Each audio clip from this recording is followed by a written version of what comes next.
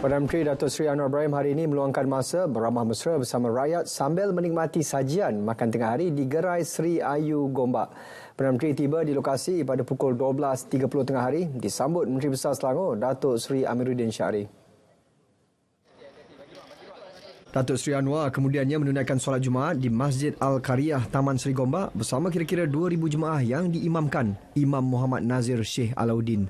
Dalam pada itu, beliau turut berkesempatan melancarkan program makan percuma anjuran Jawatankuasa Qaryah Masjid yang diagihkan kepada orang awam yang menunaikan solat di masjid berkenaan. Kementerian Perdagangan Dalam Negeri dan Kos Sara Hidup KPDN kini dalam perancangan menyiapkan kajian impak inisiatif program rahmah bagi meneliti keberkesanannya kepada rakyat. Menerusinya, KPDN dapat menentukan sama ada inisiatif tersebut dapat diteruskan bagi jangka masa panjang dalam membantu mengurangkan impak kos sara hidup. Menurut Pengarah Bahagian Pembangunan Perniagaan KPDN, Ahmad Rizal Khalid, setakat ini inisiatif Payung Rahmah, terutama jualan rahmah mendapat sambutan menggalakkan. Setakat 30 Jun lalu, jualan rahmah mencatat jualan sebanyak RM99 juta sejak ia dilancarkan. Kita juga mempunyai perancangan di masa hadapan di mana kita juga akan menggunakan teknologi yang sedia ada. Antaranya kita gunakan pembelian dalam talian. Jadi ada juga barang-barang keperluan yang boleh pengguna boleh akses melalui boleh membuat pembelian ya melalui atas talian. Kita akan gunakan platform-platform yang sedia ada dan di mana juga di situ juga pengguna juga boleh mendapat barangan dengan harga yang murah melalui pembelian atas talian dan juga diberi voucher diskaun melalui pembelian atas talian. Beliau berkata demikian ketika menjadi tetamu dalam rancangan Selamat Pagi Malaysia. Bermula 1 Ogos ini, tarif premium baharu bagi tarif elektrik hijau GET adalah pada kadar 21.8 sen setiap kilowatt per jam. Kadar tarif premium GET sedia ada iaitu 3.7 sen setiap kilowatt per jam akan dikekalkan daripada 1 Julai hingga 31 Julai 2023. Jelas Menteri Sumber Asli, Alam Sekitar dan Perubahan Iklim, Nik Nazmi Nik Ahmad, penetapan kadar baharu tersebut berdasarkan penanda aras harga runcit bekalan elektrik hijau.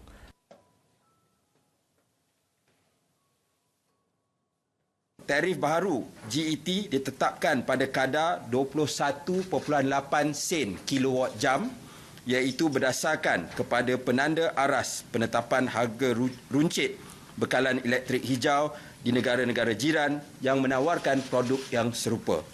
Ketiga, kaedah penetapan tarif serta kadar tarif premium baharu ini akan berkuat kuasa pada 1 Ogos 2023. Kadar tarif premium GET sedia ada iaitu 3.7 sen kilowatt jam akan dikekalkan dari 1 Julai 2023 sehingga 31 Julai 2023. Oleh itu, pihak TNB akan melakukan penyesuaian terhadap bil elektrik bagi pengguna elektrik yang terlibat.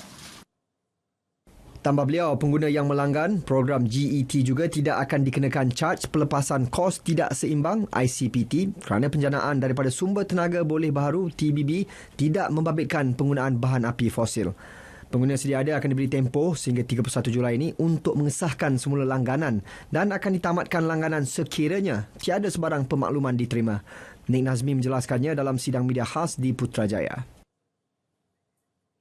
Malaysia akan berbincang mengenai keperluan menubuhkan jawatankuasa bagi menyelaras isu perundangan dan kehakiman syariah di bawah mesyuarat jawatankuasa teknikal MABIMS pada bulan November ini.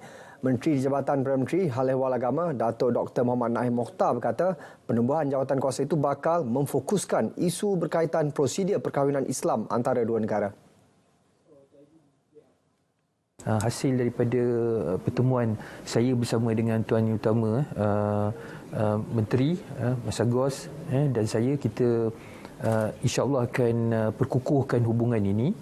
Dan saya ada sebut tadi berkaitan dengan ada satu area yang mungkin kita belum tag, iaitu berkaitan dengan perundangan dan kehakiman syariah Malaysia. Jadi tadi ada cadangan, insya-Allah kita akan tubuhkan satu fokus group di bawah MABIMS yang akan melihat kepada isu-isu berkaitan dengan perundangan dan juga kehakiman syariah Malaysia. Sebab kita banyak isu perkahwinan antara rakyat Singapura dengan rakyat Malaysia, Brunei dengan Malaysia, Brunei dengan Singapura.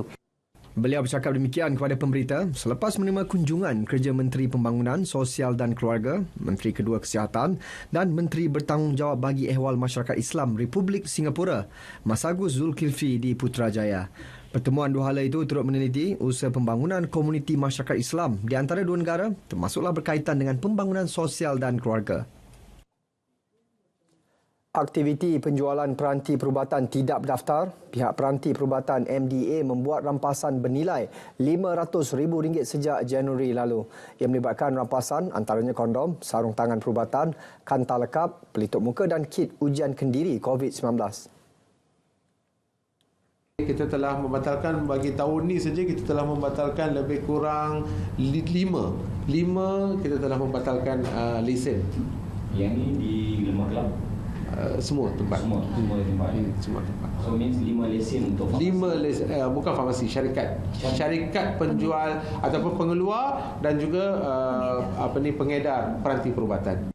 Terbaru, lebih 500 unit kondom tidak berdaftar yang dijual secara langsung dan dalam talian dirampas. Serbuan dibuat ke atas sebuah syarikat yang tidak mempunyai lesen establishment dan didapati telah beroperasi selama 3 tahun di Taman Pekanbaru Sungai Petani Kedah pada 13 Julai lalu. Serbuan melibatkan kerjasama MDA dan PDRM. Kes disiasat di bawah Akta Peranti Perubatan 2012 dalam kurungan Akta 737. Jaguar Lontar Peluru Negara Muhammad Ziyad Zulkifli meraih pingat perak kategori F20 kecatatan intelektual di Kejohanan Olahraga Para Dunia 2023 di Paris pada Khamis. Kejayaan itu sekaligus melayakkannya menempah slot Kesukan Paralimpik Paris 2024. Pada kejohanan yang berlangsung di Charity Stadium itu, atlet berusia 33 tahun tersebut melakukan lontaran 17.21 meter. Ziyad tewas kepada pencabar dari Ukraine, Maxim Koval yang melakukan lontaran sejauh 17.57 meter. Pingat gangsa diraih rakan sepasukannya Alexander Yarovi dengan lontaran 16.99 meter. Ziyad turut muncul atlet para pertama Malaysia layak secara merit ke Paris tahun depan. Menurut penetapan Jawatankuasa Paralimpik Antarabangsa, 4 atlet teratas pada Kejohanan Dunia Olahraga Para 2023 layak ke Sukan Paralimpik tahun depan.